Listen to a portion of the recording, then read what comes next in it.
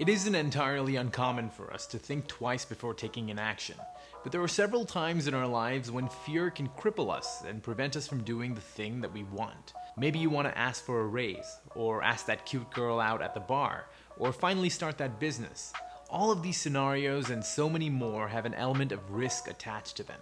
Risk of failure, risk of rejection, risk of disappointment, and while this may be warranted, there are some times on the other side of that risk and fear that the most amazing things can be found. So what if there was a way to measure risk and fear so that we could uncover how to act on the things that we seem to want? Well, a few years ago, Tim Ferriss gave a TED Talk where he discussed why we should define our fears and not our goals.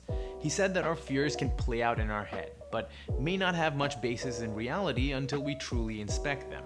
He proposed an exercise called fear setting.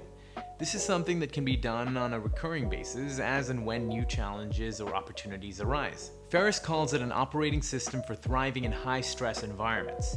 This serves one clear purpose: to help you truly get a grasp of what might be holding you back from doing the thing that you want to do. So there are three parts to the fear setting that we'll talk about right here. The first part is called What If I? So what if I quit that job? What if I approached that girl at a bar? What if I moved to that city?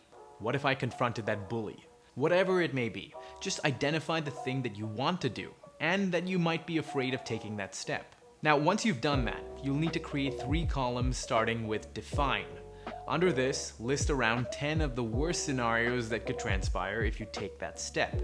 So for instance, if I move to that city that I want to, I might be afraid of being lonely and having no friends, or I might be afraid that I would end up hating the weather.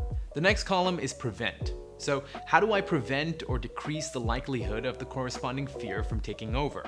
If I hate the rain, I could get a really nice umbrella or a raincoat. Stuff like that. The third column is repair. If the fear does actually happen, what are the ways that you could repair that damage? No matter how small it might be. Maybe you could look into how other people who have gone through the same thing in the past have handled it. And this is a really great thing to keep in mind as you approach this first part.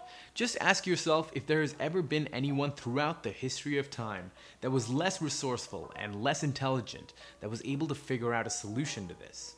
And maybe, in all likelihood, there has been somebody, so you can figure it out too. The second part to fear setting involves asking yourself what might be the benefits of an attempt or partial success. This part is about taking a slightly different approach, a more positive one, and looking at what you stand to gain from taking the action that you laid out in the first part. The goal here is to list out as many as you can, no matter how big or small they may be, because even small benefits can compound into something significant. Perhaps these benefits could be emotional or financial, you just have to list them out. The final part is called the cost of inaction. Simply put, what will you miss out on if you avoid doing this thing that you are seemingly fearful of? Typically, a lack of change and growth can have an increasingly negative effect on our lives as time goes on. This part requires you to look at what your life might look like if you do not make that decision or take that action in 6 months, 1 year, and 3 years. Maybe you could imagine how you would feel emotionally, financially, practically, etc. In my experience using this technique, I've learned that inaction is often never very beneficial. The fact that you're even thinking about doing this exercise means that something might need to change, and you want to use these lists as an impetus to take an uncomfortable action. If used regularly, you might even find that you will be able to trace your great successes and disaster aversions to this exercise.